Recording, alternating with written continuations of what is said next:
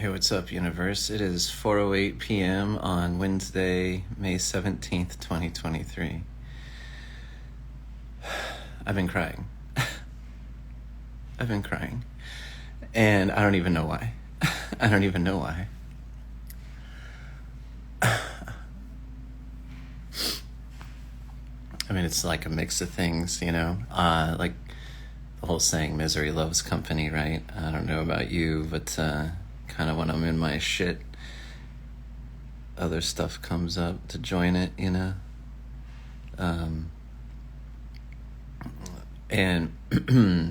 it seems over the last night I cried a lot too. There's been a lot of energetic metabolism is the way that I put it. A lot of digesting of energy, moving. I think that's why I cry every day. I've had some people ask, how are you so calm? And I'm like, I don't know. And part of me wonders if it's because I cry every day, just because I can't have that energy sit in me. I just can't. I just won't. And stuff's got to move. And literally, I'm serious every day. Almost. I cry. Even with my first wife, I think I cried this much. Not that she was aware. Normally this type of thing is very private. Part of me is like, oh, just record yourself crying and kind of you want to see the process, show the entire process, what is it like to cry, and then what is it like to do my affirmations, and because it's interesting, over the last, I don't know how long, while, probably over 10 years now, there's times when I'll be crying and I'll be feeling the emotion, yet I feel really supported. I feel really buoyed. There's nothing, I don't feel alone. Now, at the same time, I have felt completely alone. It's not a good place.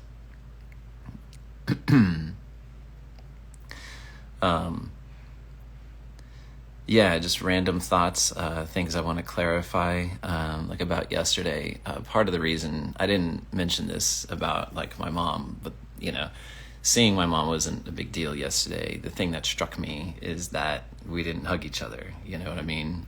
Even to say goodbye, it was just kind of I'll see you later, and okay. I grew up in Kansas in the Midwest. We joke around Midwestern goodbyes are at least 20 minutes, gotta hug everybody, gotta chat, this kind of a thing. And I know for a fact my family has made that joke multiple times about our own, get-togethers and our own saying goodbye. Not yesterday. Yesterday was pretty informal. And that's why I mentioned that, I was well, I've extended myself, and yeah, there's just things.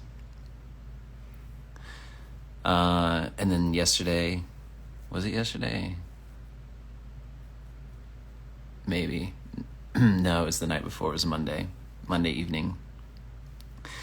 My oldest son, it had rained here, and so he went out into the field, and his shoes got all super wet, and his jeans got wet. He's only got one pair of shoes, and so his whole thing that he thought was that he'd come back and he'd put his wet clothes, including his shoes, in the dryer, which, you could do. And I just moved into this place. I have yet to do a load of laundry. I just did one today, but I don't know, the state of these machines, and, it just kind of triggered me to, be, the first thing we're going to do is throw in some shoes into the dryer.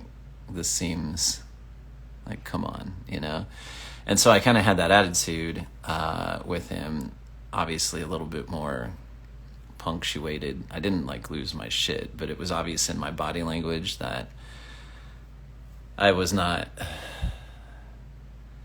I just know the energy I had in my body and what I communicated. And it's the kind of energy that I'm not looking to possess or display or to put out into the world. And so later that evening, I owned it, to try to clear that, to just acknowledge my energy to my oldest son and, work through that and apologize about that. And, yeah. And then today, like with my youngest son, like he wants to borrow my earbuds for school tomorrow. They're having finals and all of this. And I live 15 minutes away from my first ex-wife.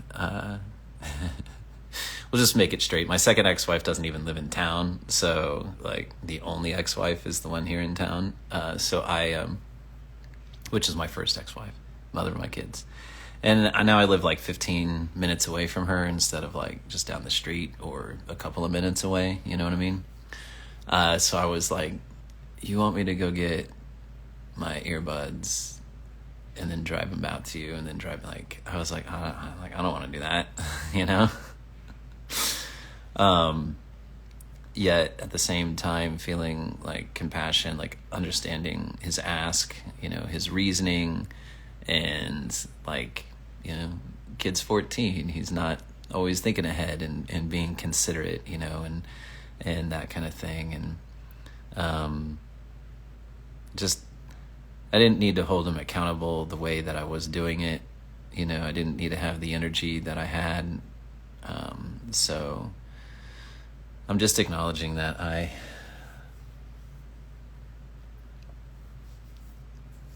don't know, there's just something going on here, and it's a weird place to be in, because like I'm definitely feeling a lot and I'm crying, and it's not around like any of the stuff you might think it's around. It's not around finances. It's not around like not having a job.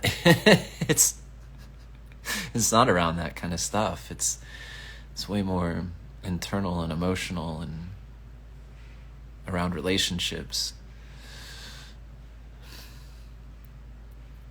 Speaking of, the job and things like that, I didn't mention that, I believe that in one of the videos I'd said, I wrote Tom and Adrian at Zendesk, right, the CEO and the CIO. To my surprise, and I may have mentioned this, Tom wrote me back on Sunday, who's the CEO of Zendesk.